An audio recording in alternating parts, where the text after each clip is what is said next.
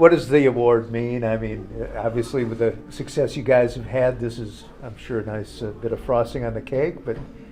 Oh, I think it's a great deal more than that, we've worked hard for the success that we had, but I don't recall an award like this ever coming our way. No, it's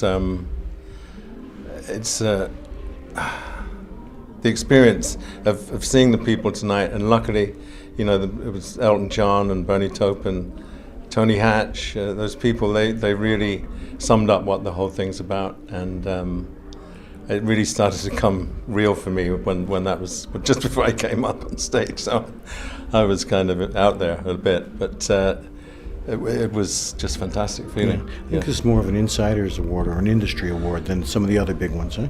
Yeah, I think it's sort of a rarefied air up there. Definitely is, yeah.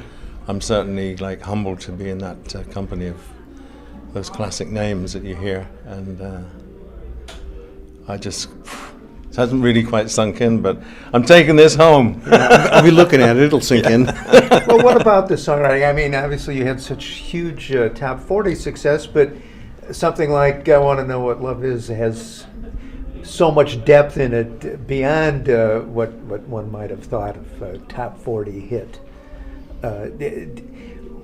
What did you put into songs like that gave the Foreigner catalog such value?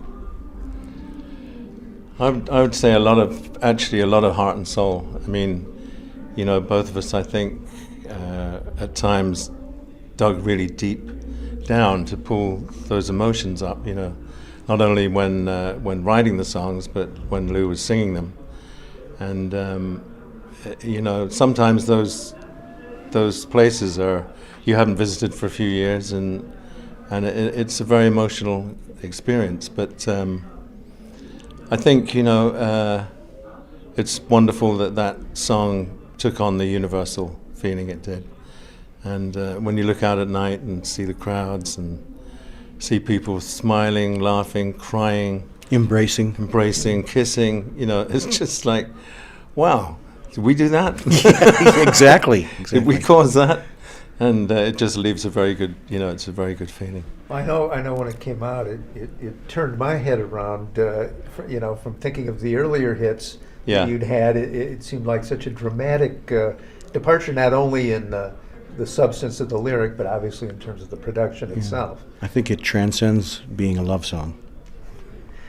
Yeah. Well, it certainly did.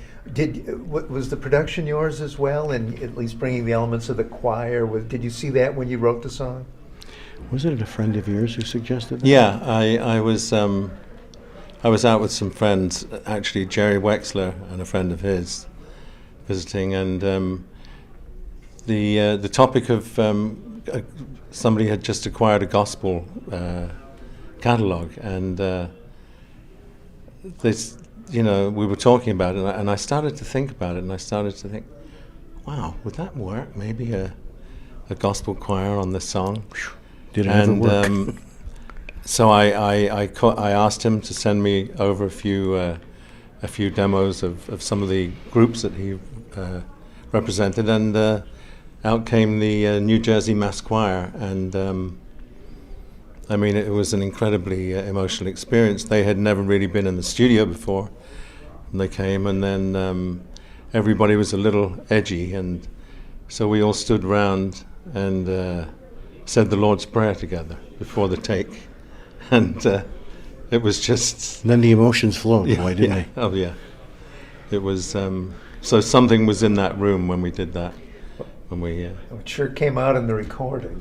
Yeah. There's no question about that, and it was such a stark difference from anything else that was on the radio. It was. I mean, it's interesting because slow songs in rock tend to be labeled as power ballads, and the interesting thing about I Want to Know What Love Is, I think, is that it has an awesome power in it, but it's very understated the way it's presented, and very simple and very direct, and I think that's what got through to people. Similar to I've Been Waiting for a Girl Like You, that had the same, without the the chorus, but the same kind of feel to it. I always thought. Well, you know, we from the word go, when we met, we were just sort of we didn't realize how kindred we were in our tastes and our musical tastes and our backgrounds, you know, and so it was fun to gradually, you know, experience the writing together of our different influences, and you know, Lou being American, me being English, kind of a transatlantic meeting, and you know, a lot of good things.